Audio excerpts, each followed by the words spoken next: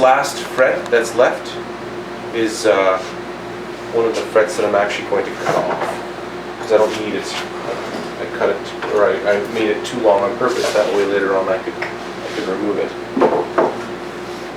So I'll do this. Thank you.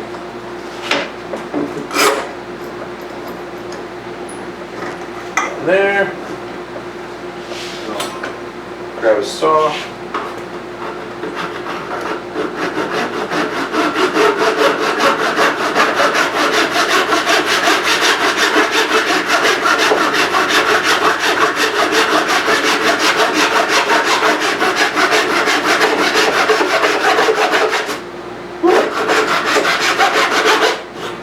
There we go. Looks like it cut quite cleanly. Next thing I will do is the ends here, a little long. I'll take it to the sander and I'll sand it so there's just a hint of the wood that's beneath the slot left over.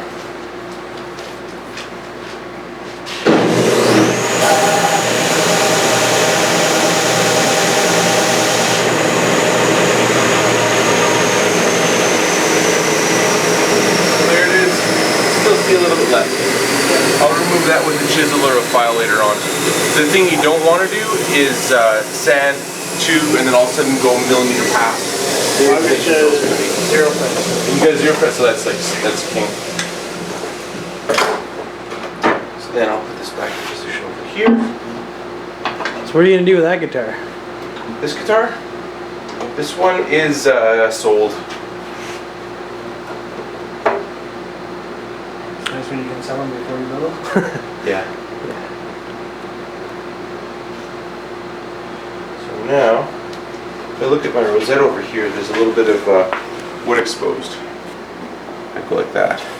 Or if I slide it down, like so, then the rosette is covered entirely by the fretboard.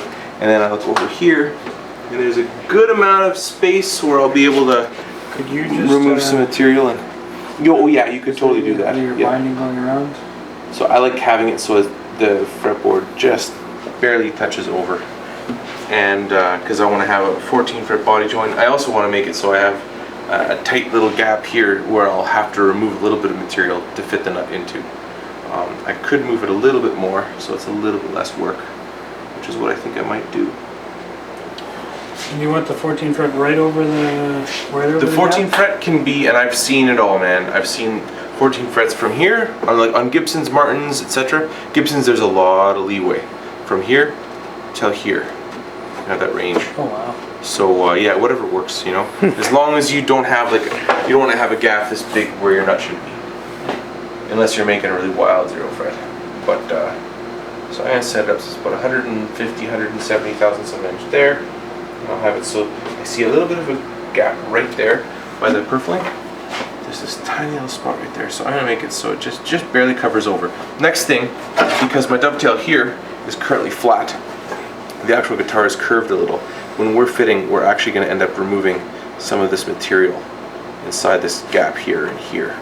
So it'll actually draw the neck closer. So if my fingerboard ends up sitting like this, later on it'll be moved forward a little bit. But I want to be sure this is covered. Now, this is one thing that I've taken from Larrivee, and Grit Laskin does the same. Binding on the sides of the fretboard, not on the ends. If you're making a Martin or a Gibson, the ends are bound. Sometimes I'll bind the ends. But I just think it's kind of fun to see the end of the purfling, because it just says, hey, look at me, I'm a real piece of wood. Rather than making it think, I wonder if it's wood or if it's painted on. But I think it looks classy. And it cuts down a step. It makes life a little bit easier. So what I want to do now is visually check left to right the rosette. This is something you might actually want to tape too. You don't want to have the fingerboard so there's this gap right here and then no gap over here. You want to have it so when it's centered, the distance from the corner to where the black purfling is, same over here and here. They have to be equal. That will create the illusion of it being symmetrical, even if it's not. So say your guitar's off a little bit, don't worry, just you set it up so your neck ends up being nice and centered over your sound hole. And even if your bridge is off 150 thousandths of an inch, you cannot tell later on. But ideally, you try to build in such a way that doesn't happen. So, but now what I'll do is, because my center line moved on my fretboard as I was planing it, just to even it out. So 1100 minus 6. So I'm gonna mark out my center, both ends.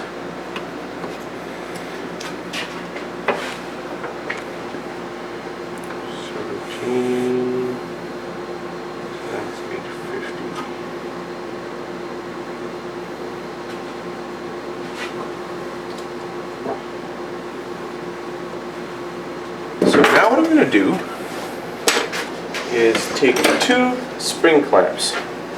Now the smaller spring clamps make the work a little easier. There's a considerable pile of them over here. I'm going to grab these 2. And what I'll do is, as best I can, I will center my center line over the center of that truss rod groove. And so I like to close one eye for this task, just to help make sure that everything is in fact centered properly. And I'll have both of these spring clamps on one side. So I have this one clamped, and then I'll go down to the sound hole, and I'll make sure that it's nicely lined up. Oh, move it over a little bit more.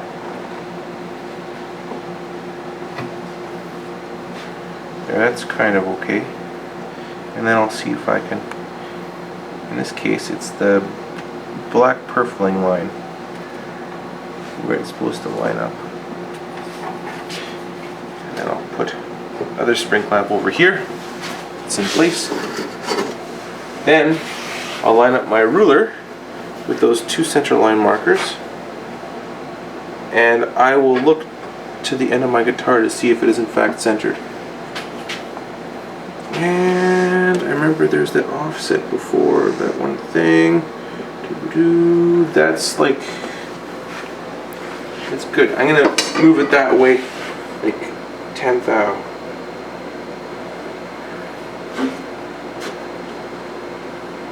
And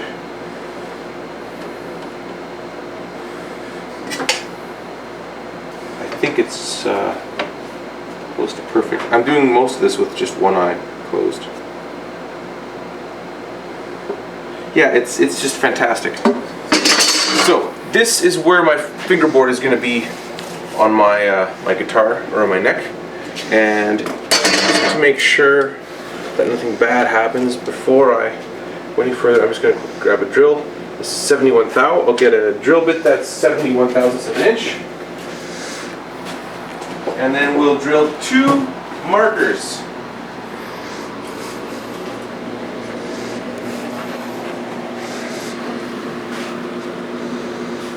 This drill bit is 73 thousandths of an inch, so there's going to be about 2 thousandths of an inch of play, which is virtually nothing.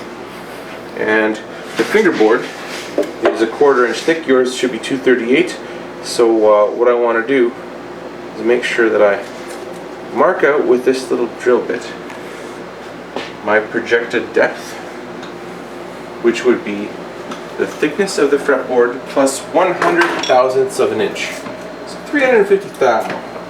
That's how deep we want to drill.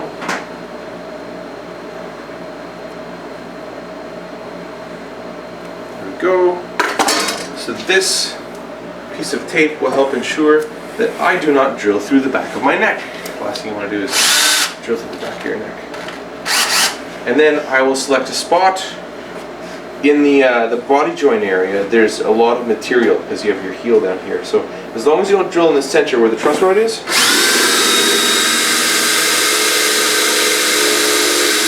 there's one hole, and then over here I'll usually drill on the treble side.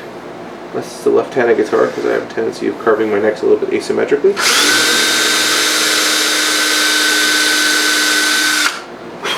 And now we've got one pin. What I like to do is, some people in the past have attempted to hammer the pins in, don't hammer them. Make them so they're not nails. Make them so they're pins. Don't hammer pins in. You place pins in. You hammer nails. So let's convert these nails into pins. Now I have 2 fancy pins. They're on sale today for $3.99 a pair. Buy 1 pair, you get 1 free. Now I can hang it up over here, and I can do a little bit of a visual inspection to see if I'm off my rocker or if it actually looks kind of like a guitar. And you know what? It looks pretty okay. That's pretty good. I like it. So I will say that's groovy. So now I'll pull the fretboard out, knock the neck off, this to the side, then put the truss rod in place. I know it fits well. I'm just going to recheck. Yeah, nice and smooth. And then there's pin 1.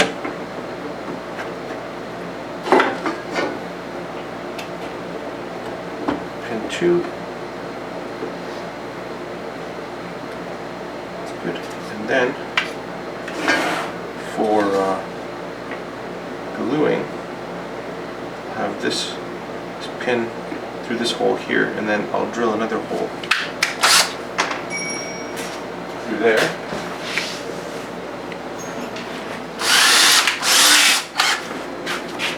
Mark it out. There's my starting point. Now I know that nothing will interrupt my gluing. And this way I can be sure there's nice, good clamping pressure on my fretboard. I would recommend doing a dry run before you glue, but what I'll do is up until the pin, put in there, and I know from this point onward. Actually, what do I do? Never do it that way. Never ever. I don't know why I started doing it that way. Memory lapse. Maybe it's because I only had 3 hours of sleep last night. I've seen those roller gluers. I've seen them. Rollers where there's just rolling glue. You just take your thing and slide it over. Yeah, that's cool. That's cool. There's kinds of things. I just like the finger method.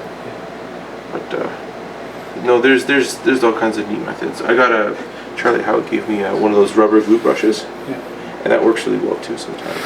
So I just like my finger, and I think it's because I just like peeling the glue off my finger. I probably should have. When I glued the fretboard on the Warwick with the truss rod in there, I taped off the top of the truss rod. Spread you can do that too. Off the tape. But some guys actually leave the tape in as well.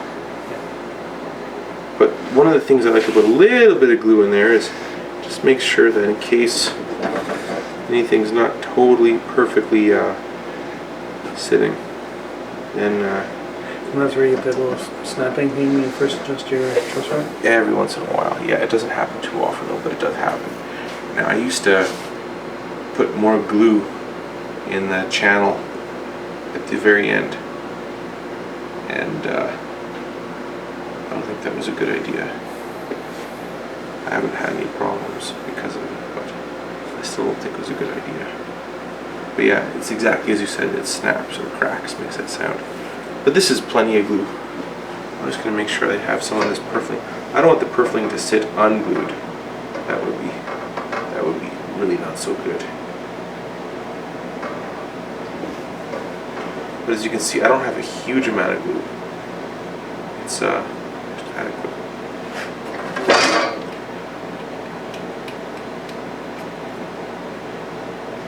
I'll put that pin in there. Now, if it pivots nicely, I'll be able to find the hole. There it is. Just for the heck of it, what I'm going to do, I'm going to see if this slides back into the body cavity. And look centered. looks centered. Looks like I'll be able to make it work.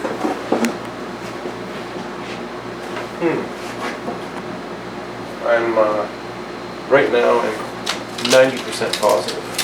Just want to make sure I can be 100% positive. So one of my veneers fell on the glass.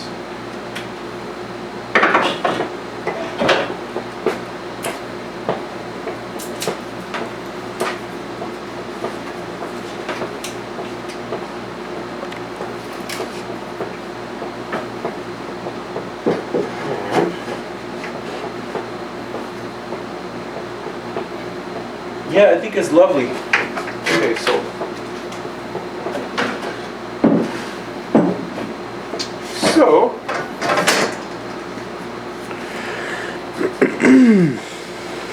get the clamping coil on.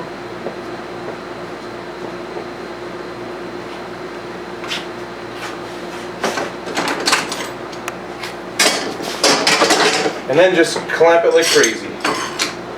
Not too crazy, but like pretty crazy. So put one clamp there.